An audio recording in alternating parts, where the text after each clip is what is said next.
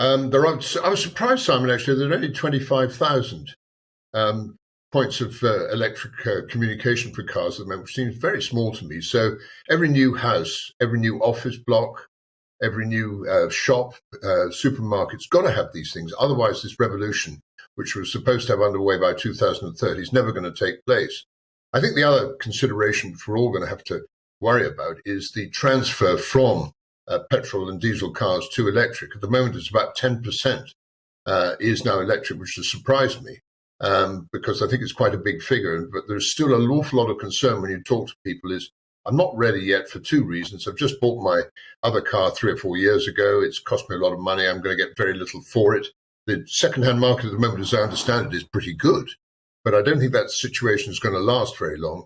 And we need to see a very smooth transfer away, particularly if companies like Jaguar, Rover and Ford and others and Volvo are going to be fully electronic between 25 and 2030. Yeah, I mean, I've got an electric car and, you know, it's difficult finding chargers that work all the time. The infrastructure is not there at the moment, frankly. You queue up at these charging points. People get quite cross. And that's now. So in a couple of years' time, unless they sort this out, it's going to be very difficult. And of course, you've got the other issue, which is if you live in a flat, how are you going to charge a car if there are lots of you parking outside? Well, we've got, in our block of flats, there's 200 flats. We've just got 1 point. Now, we haven't got that many charging points, but you raise a very, very important point.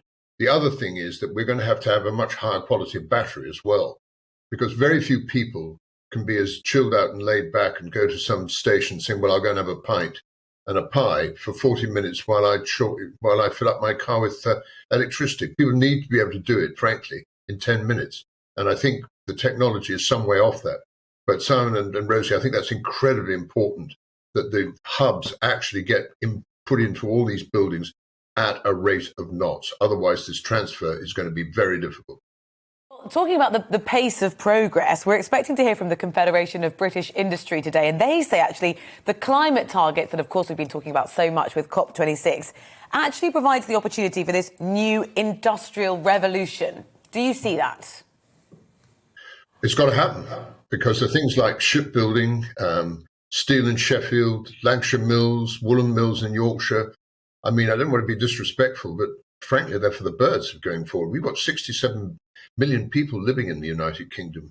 And we need to understand that the new way forward, unless you want London to keep grabbing every little nugget of new business going, and that has to be completely wrong, then we have to deal with the fact that people have to be introduced through education to things like biotechs, to electrical goods, to graphic design, to all kinds of other things, because otherwise the high streets that we see around the industrial conurbations of Lancashire, Yorkshire and the Midlands is going to look absolutely horrific. And what we do not want is to see that kind of thing that you see when you're in a train going between Baltimore and Philadelphia, where I've never seen such deprivation in all my life. It could happen here. And I think the idea of levelling up that the Prime Minister has talked about, as the old bard said, talkers are no good doers. We need to actually get into action and get it actually going again, because that's why I think this whole business of the HS2 was so utterly wrong.